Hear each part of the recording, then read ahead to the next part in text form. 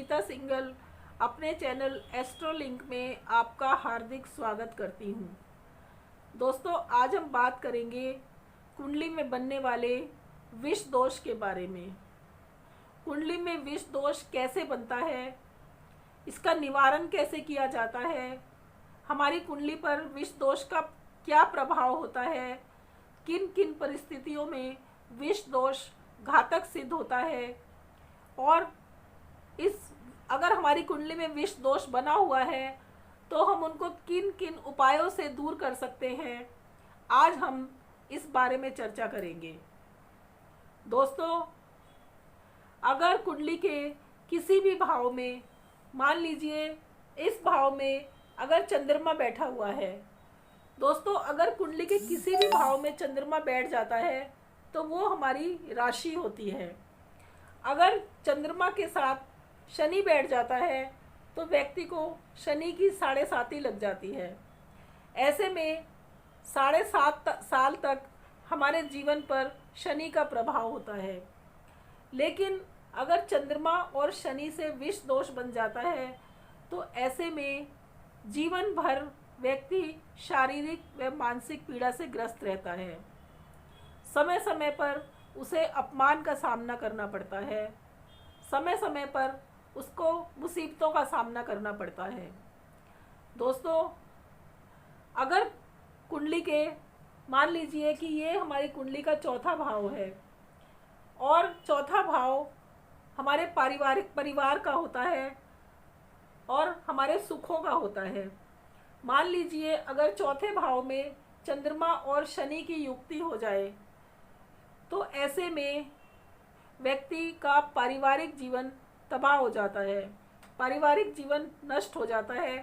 वो व्यक्ति पारिवारिक जीवन से वंचित रह जाता है, क्योंकि दोस्तों चंद्रमा जो है वो हमारा मन है और शनि वैराग्य है। अगर मन पर वैराग्य हावी हो जाता है तो ऐसे में शनि जो है वो व्यक्ति को सांसारिक सुखों का भोग नहीं करने देता। ऐसा व्यक्ति सांसारिक सुखों से वंचित रह जाता है। उसके बाद आते हैं हम सप्तम भाव पर। दोस्तों, सप्तम भाव में अगर चंद्रमा और शनि की युक्ति हो जाती है तो सप्तम भाव हमारी मैरिड लाइफ का है, हमारे दाम्पत्य जीवन का है। तो दोस्तों, अगर कोई कन्या, दोस्तों जो विष दोष है उसका प्रभाव स्त्रियों की कुंडली में ज़्यादा पड़ता है और पुरुषों की कुंडली में कम पड़ता है। पुरुषों की कुंडली में भी विष दोष बनता है, लेकिन स्त्रियों की कुंडली में इसका प्रभाव ज़्यादा होता है। मान लीजिए कोई कुंवारी कन्या है और उसकी कुंडली में मांगलिक दोष है, यानी मंगल पहले भाव में, चौथे भाव में, 7वें भाव में, 8वें भाव में या 12वें भाव में, उसकी कुंडली के इन भावों में मंगल बैठा हुआ है और उसके साथ शनि और चंद्रमा भी बैठे हुए हैं, तो इसका मतलब है कि या तो उस कन्या का विवाह नहीं होगा, और अगर उसका विवाह हो भी जाएगा तो या तो उसके पति की मृत्यु हो जाएगी या फिर वो अपने पति से तालमेल नहीं बिठा पाएगी। जीवन भर उसके और उसके पति के बीच में दूरियां रहेंगी, यानी कि उस कन्या का पारिवारिक जीवन नष्ट हो जाएगा, वैवाहिक जीवन तबाह हो जाएगा। दोस्तों, इसके बाद ये होता है नवम भाव। अगर नवम भाव में शनि और चंद्रमा की युक्ति हो जाती है या फिर तीसरे भाव में शनि और चंद्रमा की युक्ति हो जाती है तो ऐसे में भी व्यक्ति जीवन भर एकाकी जीवन व्यतीत करता है।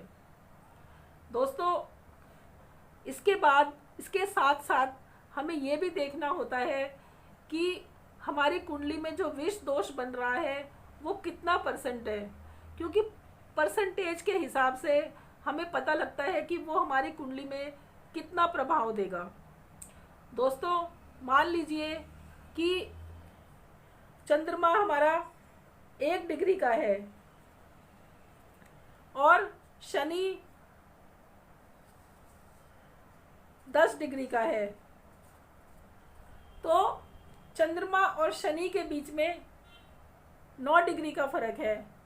तो 9 डिग्री का फासला, इसका मतलब है कि हमारी कुंडली में विष दोष 60% बन रहा है।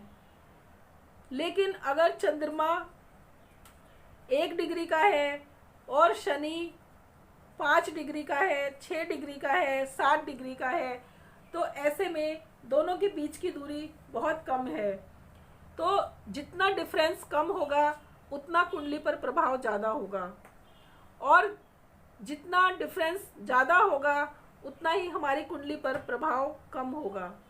तो जब चंद्रमा और शनि के बीच में 4 डिग्री का फ़र्क है या 5 डिग्री का फ़र्क है, तो इसका मतलब है कि ये जो डिफरेंस है ये बहुत कम है।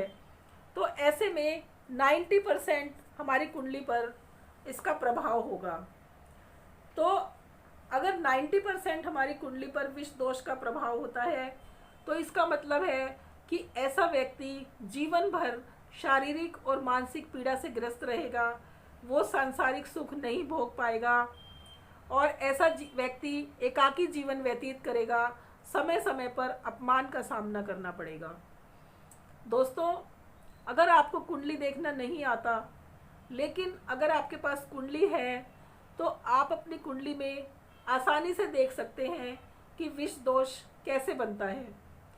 अगर आपकी कुंडली में विष दोष बना हुआ है तो आप इसके उपाय भी कर सकते हैं। दोस्तों, विष दोष शनि और चंद्रमा से बनता है, तो हमें शनि के उपाय करने चाहिए। हमें शनिवार को शनि का दान देना चाहिए, या फिर हमें किसी योग्य पंडित से सलाह मशवरा करके शनि का पूजन कराना चाहिए। इसमें एक शनि की लोहे की मूर्ति बनती है जिसका पूजन किया जाता है, और बाद में उस शनि की मूर्ति को गंगा या जमुना में प्रवाहित कर दिया जाता है। या फिर आप शनिवार को तेल का दान कर सकते हैं। आप सरसों के तेल का दान कर सकते हैं। हाथ में गंगा जल और अक्षत लेकर आप प्रण कर सकते हैं कि आप कामना कर सकते हैं कि मेरे जीवन में जो ये विष दोष बना हुआ है, मेरे जीवन में जो ये परेशानी बनी हुई है, ये किसी तरह से दूर हो जाए, इसका निवारण हो जाए। ऐसी कामना मन में करके उस अक्षत और जल को तेल के ऊपर छिड़क कर उस तेल को जाकर शनि मंदिर में दान कर दें।